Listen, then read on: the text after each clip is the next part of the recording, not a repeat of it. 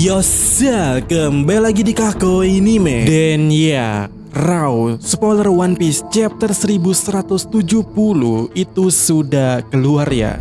Dan singkat saja, Loki ini sepertinya Nighthawk. Tapi berikut ini setidaknya isi chapter kali ini, dimana ya Gaban dan Seng sekali lagi menyerang Harl dengan haki raja. Tapi pada akhirnya mereka tidak berdaya karena Harl memiliki haki raja yang terlalu kuat bagi mereka. Dan selama pertarungan juga kita mengetahui kalau Harl juga membantai semua giant yang ada dalam kastil. Dan setelah Shanks dan Gaban gagal, Loki memasuki ruangan dengan kekuatan Zoan miliknya. Namun di sini tidak diperlihatkan. Tetapi sebelumnya di sini kita bisa melihat Loki dan Ragnir saling adu jotos hingga membuat palunya Loki hancur. Dan di satu sisi membuat Ragnir berubah jadi tupai di sebagian bawahnya, dan kita bisa melihat kepalanya benjol kesakitan di sana, dan itu sangat lucu ya bentukannya. Lalu si tupai ini membuka peti yang ia jaga dan Loki mengambil buah iblis tersebut yang ukurannya sangat manusiawi pada umumnya. Yang mana ketika Loki memakan buah iblis tersebut, tangannya berubah menjadi cakar. Dan sepertinya muncul punuk tajam pula yang ada di punggungnya. Dan kembali ke panel ini, Loki datang dengan sangat edan namun masih tidak diperlihatkan. Dan secara singkat cerita pula, Loki bertarung melawan Harald seorang diri. Terlihat Loki membantai Harald di sana. Bahkan di satu momen Loki memegang kepala Harald dan kita bisa melihat tangan Loki di sana serta pula bayangan yang terpantul di bawah lantai atau dinding di sana. Nah, menurut kalian ini bentukannya seperti apa? Cuman tak kenapa di sini aku melihatnya seperti Nighthawk. Lalu ya, di momen kemudiannya Loki berubah kembali jadi manusia, sementara Harald tampak telah sadar dan di sana Harald meminta Loki untuk membunuhnya. Walaupun Loki merasa tak mau, tapi Loki terpaksa dan bersiap dengan raktirnya yang telah dilapisi dengan Housou no Haki. Lalu di last panel ini kita bisa melihat Loki menghantamkan Ragnir itu tepat di tubuhnya Harald dan juga ada petir di sana yang timbul, dan hal tersebut ya membuat tubuh Harald hancur berkeping-keping. Dan ya itu dia setidaknya raw yang baru muncul ya, dan itu belum semuanya, tapi setidaknya ini dia raw yang paling penting pada chapter kali ini. Dan seperti biasa kita akan sedikit membahasnya, dan aku tahu ini masih bentuk siluet dan tentu saja tidak jelas. Ku yakin dari kalian masih akan ada yang bilang kalau itu Fenrir atau bahkan Nighthawk ataupun semacamnya. Jadi kita akan sedikit mendiskusikannya. Ku yakin dari kalian masih akan ada yang bilang kalau itu Fenrir atau bahkan Nighthawk ataupun semacamnya. Jadi kita akan sedikit mendiskusikannya. Dimana ya, menurut spoiler sebelumnya, diketahui saat ini ya wujud Loki itu sama sekali tidak diperlihatkan. Bahkan pertarungan Loki dan Harald itu hanya dilihati bayangan mereka yang ada di dinding. Dan satu-satunya clue yang bisa dipahami saat ini adalah Loki memiliki cakar. Masalahnya, mau itu Fenrir atau Nighthawk sama-sama memiliki cakar. Dan kita juga belum dapat rawnya sehingga tidak mungkin kita bisa mengetahui saat ini yang mana buah iblisnya Loki. Tapi seharusnya ada satu hint di sini yang menunjukkan ini loh buah iblisnya Loki. Ya, petir. Hintnya adalah petir. Di chapter ini, dari spoilernya, Loki selain melancarkan Housou no Haki, Loki juga mengeluarkan petir.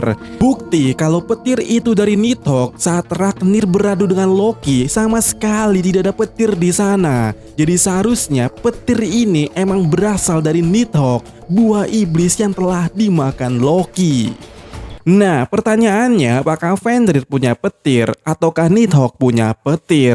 Untuk saat ini tidak jelas. Berkaca dari legenda Nordik saja, seharusnya kedua makhluk tersebut tidak menghasilkan listrik atau bahkan petir. Tapi jika berbicara di One Piece ini, yang paling jelas punya petir itu adalah Nighthawk. Yap, kalian bisa lihat di chapter 1142 ketika anak-anak disuruh menggambar hal yang mereka takuti, ada di sana menyebutkan Nidhogg the Thunder Dragon. Dan visualisasi ketakutan Nidhogg the Thunder Dragon kalian bisa lihat di chapter 1144. Ketakutan anak-anak itu menjadi nyata dan ada Nidhogg dengan petir yang menyambar di sana kepada giant yang ada di sana pula. Jadi ya, setidak-tidaknya di One Piece ini Oda sudah membuat kemungkinan yang pasti kalau Nidhogg itu bisa menghasilkan petir. Dan sekarang pertanyaannya adalah, apa keistimewaan Nidhogg ini sebenarnya? Maksudku, buah iblis ini adalah buah iblis yang diincar oleh Rock di Zebek untuk menggulingkan Imo. Sementara di satu sisi yang lainnya, buah iblis ini adalah buah iblis yang dibutuhkan Loki untuk membunuh Harald yang memiliki kemampuan immortality. Jadi sekali lagi, apa keistimewaan dari Nidhogg ini?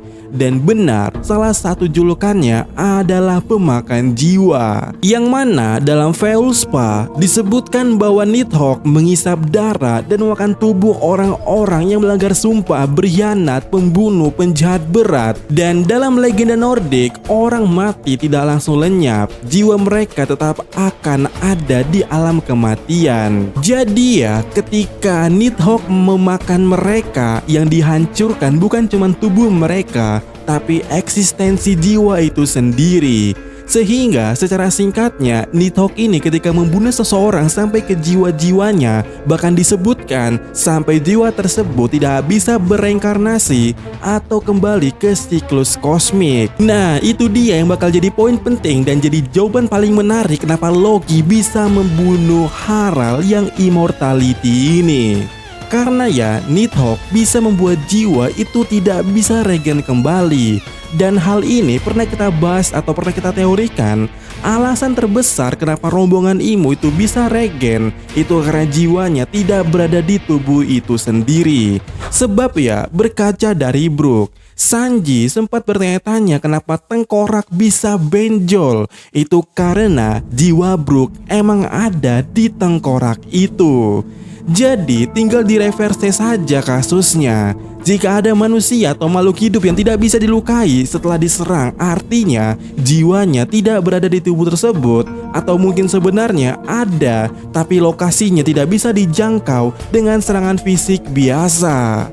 Nah, Nidhogg inilah solusinya. Serangan Loki kali ini kemungkinan menembus sampai jiwa itu berada. Dan besar kemungkinan ini dia kekuatan yang dimaksud oleh Loki sebagai kekuatan yang tidak bisa ia jelaskan ketika Gaban bilang soal kelemahan para God Knight di chapter 1152.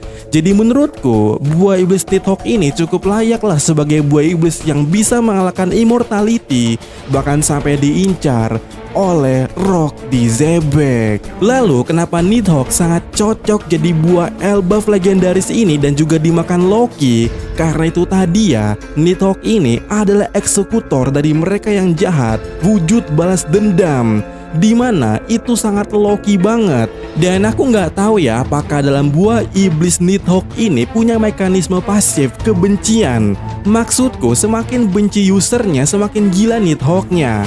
Karena ya, di beberapa chapter yang lalu saat Samrock dan Gunko ngebully Loki dan juga membunuh teman-teman serigalanya, Loki mengatakan menyimpan dendam para serigala itu di dalam benaknya untuk menghancurkan dunia. Jadi apakah ini adalah kekuatan dimana jika usernya benci, makin gila pula power yang akan keluar daripada user buah iblis tersebut? Dan bagaimana menurut kalian? Cocok atau tidak kalau Loki ini adalah Nidhogg?